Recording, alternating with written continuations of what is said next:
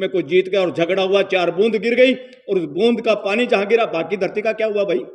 वो चारों बूंदे धरती इंडिया में गिरी। नॉनसेंस बातें करते हो, बकवास करते हो और अपने आप को शंकराचार्य और मंडलेश्वर कहते हो, संत और बाबा कहते हो। लानत है ऐसे भगोड़े और ऐसे समाज को नपुंसक बनाने वाले लोगों को। जिसमें मंदिर बने जा रहे हैं, मस्जिदें बनी जा रही हैं, झगड़े हो रहे हैं।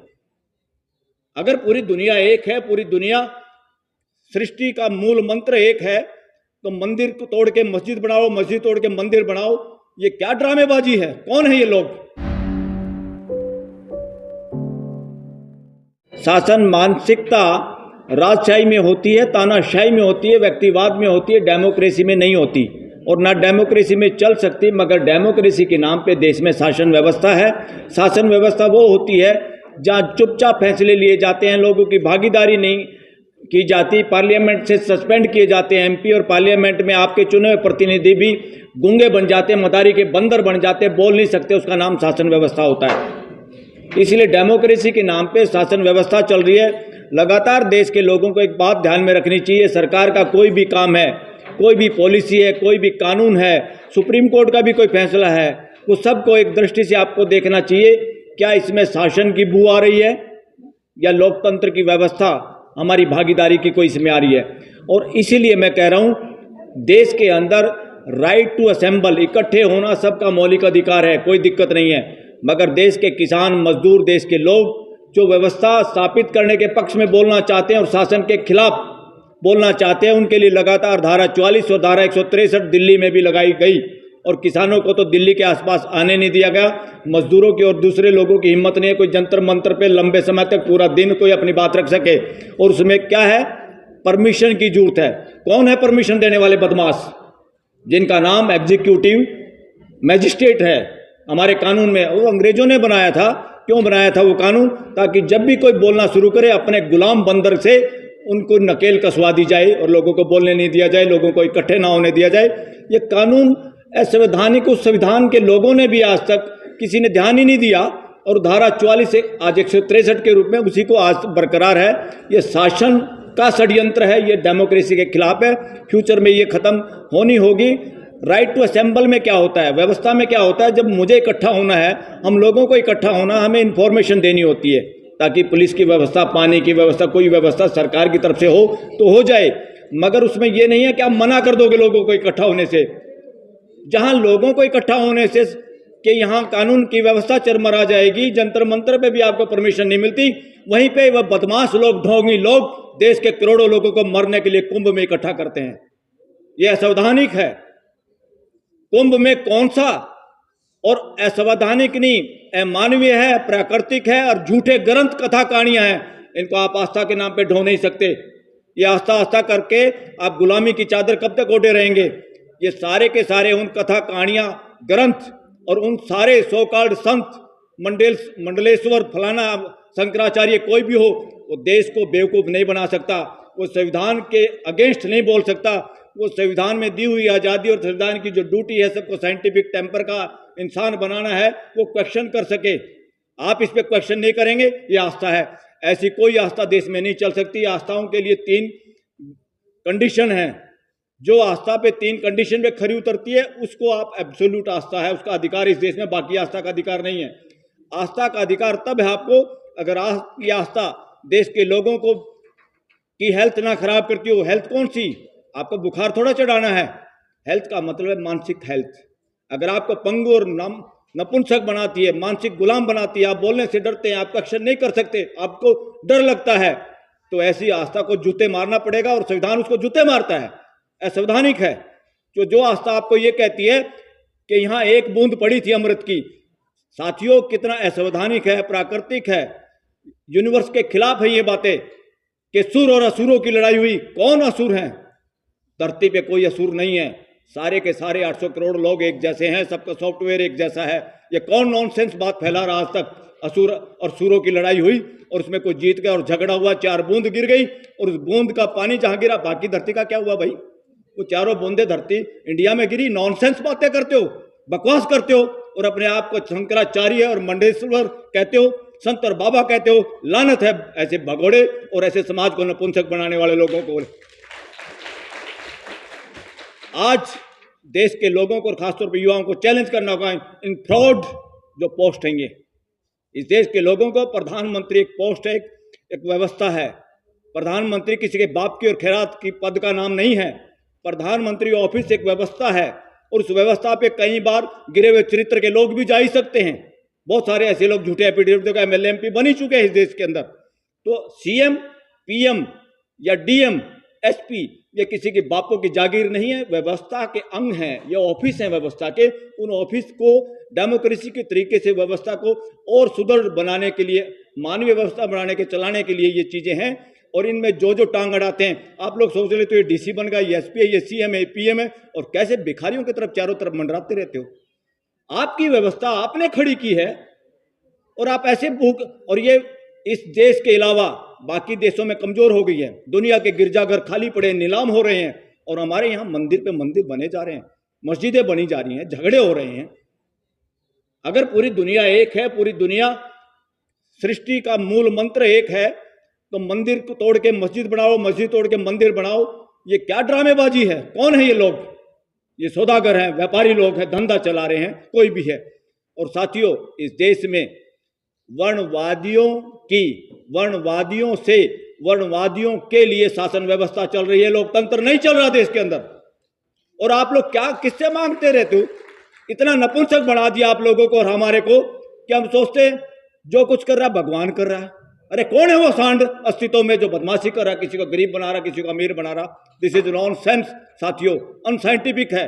अस्तित्व में कोई ऐसी पावर नहीं है जो लोगों के साथ भेदभाव करती है। जो भी भेदभाव है मानव करता है, मानव द्वारा होता है, मानव के लिए करता है। अस्तित्व में कोई ऐसी शक्ति नहीं है जो आपको दे देगा घर बैठे बैठे। आदमी को छोड़ के किसी को इन चक्रों में पड़ने की जरूरत नहीं है। आदमी ही है जिसको समझ के करना होता, बाकी किसी को ना गॉड ढूंढने की जरूरत, ना मंदिर मस्जिद जाने की जरूरत है। ये हमारी व्यवस्था है और हमें भाईचारा बढ़ाने के लिए, और देश के संविधान का एक ही मूल मंत्र है, आपका कानून, आपकी व्यवस्था, आपकी रिजर्वेशन पॉलिसी, आपका कुछ भी अगर उससे भाईचारा बंधुत्व अगर नहीं बढ़ता, तो यही एक मूल मंत्र आम आदमी पहचान सकता है कि देश में डेमोक्रेसी है कि नहीं है, शासन चल रहा है। भाईचारा कम हो रहा है तो शासन चल रहा है। राजा बदमाशी कर सकता है, किसी एक के साथ प्यार और दूसरे के साथ दुलार अपनी सत्ता बढ़ाने के लिए। घर का बाप, घर का दादा अपने बच्चों के साथ, माँ बाप अपने बच्चों के साथ भेद कर ही नहीं सकता। वो व्यवस्था होती है, ये शासन व्यवस्था नहीं है। ये तानाशाही चल रही है देश के अंदर। साथियों, एक दो बात और कह के फटाफट 1 मिनट और लूंगा सिर्फ। आपने ये पीछे जो लिखा है दिल्ली में डोमिसाइल का, बिल्कुल, अरे दिल्ली में इतने सारे कानूनों का आपने ध्वस्त कर दिया। पूरे देश के लिए जब आपको बेनिफिट होता है वर्णवादी व्यवस्था को, वर्णवादी मानसिकता को, तो आप सारे कानून ध्वस्त कर देते हो। दिल्ली आपके हमारा ग्लोबल एक तरह से इंडिया का विलेज है, एक स्टेट ऐसा, यहाँ वो सारे के सारे धराशायी के नाम पूरे देश के लोग, ओबीसी, एससी, एसटीओ की तो रिजर्वेशन ही नहीं यहाँ पर, जबकि एसटी बहुत सारे लोग रहते हैं यहाँ पे। अब उनकी रूटें वहाँ से कट गई हैं, यहाँ नौकरी करने के चक्कर में आए थे, यहाँ बस गए, तो उनकी जो भी हक बनता है एज पर कॉन्स्टिट्यूशन वो मिलना चाहिए। ये डोमिसाइल की नॉनसेंस जो सिचुएशन अभी चल रही है दिल्ली में, ये तुरंत खत्म होनी चाहिए साथियों। और मैं एक और बात आप करके, क्योंकि मैं फोटो लगातार जब देखता हूँ, जब भी एससी, एसटी, ओबीसी, माइनॉरिटी, और अभी मैं आदिवासियों के किसी प्रोग्राम में था मध्य प्रदेश में, तो वहाँ मैंने कहा, वो लोग बड़े खुश हुए इस बात से। मैंने कहा बात सुनो, नॉर्थ इंडिया का अगर सबसे बड़ा इसके खिलाफ लड़ने वाला आदमी जो वर्णवादी व्यवस्था के खिलाफ, वो था छोटू राम, जो कंबाइंड पंजाब में एक मंत्री था, वो सीएम हो सकता था, मगर जानबूझ के उन्होंने ये, क्योंकि बहुसंख्या में मुसलमान लोग ज़्यादा थे, वो उनको खुद बनाना चाहते थे सीएम, मगर फिर भी उसके बावजूद मुसलमान सीएम थे। और उसके सीएम होते हुए गांधी और जवाहरलाल नेहरू को भी सिफारिश करनी पड़ी थी। किसने? जो पाकिस्तान का बंटवारा चाहता था, जो पहले वहाँ मेन रहे, क्या नाम था उनका, जिन्ना पंजाब में नहीं घुस सका, उसको घुसने नहीं दिया, वो समाज को तोड़ नहीं पाया। हिंदू, मुसलमान, सिख, ईसाई किसी को नहीं तोड़ पाया, सारा मजदूर, सारा किसान एक ही उसमें था। क्यों? क्योंकि सब सामने वाला अगर परिवार के मुखिया या परिवार के कुछ लोग ऐसे हों जो पूरे परिवार को बांध के रख सकते हैं, वही है व्यवस्था, मानवीय व्यवस्था। और उसको भी अब लोगों में ये मत बना है, क्योंकि उनका शरीर नीला पड़ा हुआ था। जो उनके पास रहते थे, एक सरदार जी जो अब इंग्लैंड में बसते हैं, उनके फादर थे, उनके पास एम्प्लॉय थे, उन्होंने बताया था, बोले उस वक्त ना कम्युनिकेशन थे ना कुछ था। मेरे बाप ने बताया था कि छोटू राम का शरीर नीला पड़ा हुआ था, वो मरा नहीं था, जहर दे के मारा गया था। इसीलिए डिवीजन के लिए क्या क्या नहीं हुआ इस देश के अंदर।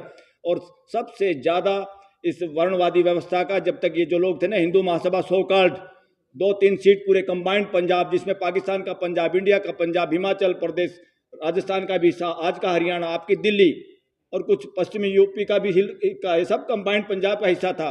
इतना बड़ा एक देश था एक तरह से, और उसके अंदर डिवीजन के लिए कोई आदमी मानसिक तौर से तैयार नहीं था साथियों। इसलिए मैं फ्यूचर में चाहता हूँ, और उसकी वजह से उन्होंने जितने टिल्ट खेती करने वाले लोग थे, सबसे ज़्यादा देश में शेड्यूल कास्ट के लोगों के पास अगर ज़मीन है, खेती करने वाले जमींदार हैं, तो वो J&K में है, जो उन्हीं के बनाए हुए कानून के आधार पर, उस कानून की वजह से उनको भी ज़मीन वहाँ मिली थी। आप लोगों को इस बात का आइडिया होना चाहिए। और उसका बेनिफिट वर्णवादियों को भी मिला, ब्राह्मणों को भी मिला, बनियों को मिला। जो टिल्ट करता था, खेती करता था, उन सबको मालिकाना हक मिला था, only due to Chhotu Ram. तो छोटू राम जैसा वो भी एक ओबीसी का चेहरा है इस देश के अंदर, और उस ओबीसी का जो माइनॉरिटी के साथ हैं, जो डिविजिव फोर्सों के खिलाफ लड़े, और उस फोर्स के खिलाफ लड़ते लड़ते जिनकी शहादत हुई, और समाज को पता ही नहीं था कि जहर दे के मारा गया है। आज जब उसके सबूत सामने आ रहे हैं, तो ये स्टोरी इस देश की है। देश में आदमी की पहचान नहीं हुई अभी भी। वर्णवाद, वर्णवादी ग्रंथ, वर्णवादी कहानियाँ सिलेबसों से गायब होने चाहिए, यूनिवर्सिटियों से। और सारी किताबें किसी के घर में जूते मार के, लात मार के बाहर फेंक दो। हमने तो सारी की सारी उन किताबों के, हरियाणा के लोगों ने तो ऐसी किताबों की आग बना ली, और उससे तम्बाकू भर के हुक्का पी गए। तो ये करने की जरूरत है। जिस किताब में मानव में भेद बताया, वो सारी किताबें अमानवीय है, वो बदमाशी है, संवैधानिक है। ऐसी किताबों को जूते मारो। कहाँ की पूजा कर रहे हो, कहाँ के आप धार्मिक उनको पुस्तकें समझते हो। ये बदमाशी के अड्डे हैं, लगातार आपको गुलाम बनाने के अड्डे हैं। ऐसे अड्डों से बचो, और खुल के बोलने की जरूरत है, डरने की जरूरत नहीं है। कोई आस्था वास्ता का कोई केस इसमें नहीं चल सकता, क्योंकि 3 guarantee: public health, public order, public morality. Public morality क्या? जनता जब सारी की सारी उस बात को समझती है, जानती है, सूरज इधर निकलता है और कोई कहे सूरज नहीं निकलता, धरती घूमती है। और मूर्खता इन्होंने की थी, पादरी फादर लोगों ने, ठेकेदार थे जो ईसाई धर्म के, कि धरती नहीं घूमती, और गैलीलियो को सजा सुना दी, सजाए मौत। हमारे जैसे लोग थे कुछ साथी, कहा इन मूर्खों से कहाँ लड़ाई लड़ते हो, बचे रहे तो ज़्यादा काम कर पाओगे, नहीं तो सूली कितने लोग चढ़ गए आप। तो उसने कहा भाई मेरी गलती होगी, तुम्हारी ग्रंथ ये जैसे भी बाइबल कहती है ऐसे हो रहा है, धरती नहीं घूम रही। तो क्या धरती घूमने से हटी? क्या धरती घूमने से हटी? ना धरती घूमने से हटी, ना आज हटी। मगर उस फार्मूले को मानने से हमने कितने साइंटिफिक चीज़ें बनाई और कितनी तरक्की की। इसलिए साथियों, पब्लिक मोरालिटी ये है, जनता जिन चीज़ों को जानती है उसके खिलाफ अगर कोई सो कॉल्ड रिलीजियस ग्रंथ, ये रिलीजियस ग्रंथ नहीं है, धार्मिक ग्रंथ होते सच्चाई पे आधारित। ये सांप्रदायिक ग्रंथ है, झूठे हैं। कथा कहानियों से बचो और अपने आने वाली पीढ़ियों को भी, आज को भी सुदृढ़ करो। Thank you very much. खबरों में बने रहने के लिए फोरम 4 को सब्सक्राइब करें और नोटिफिकेशन पाने के लिए बेल आइकन दबाएं।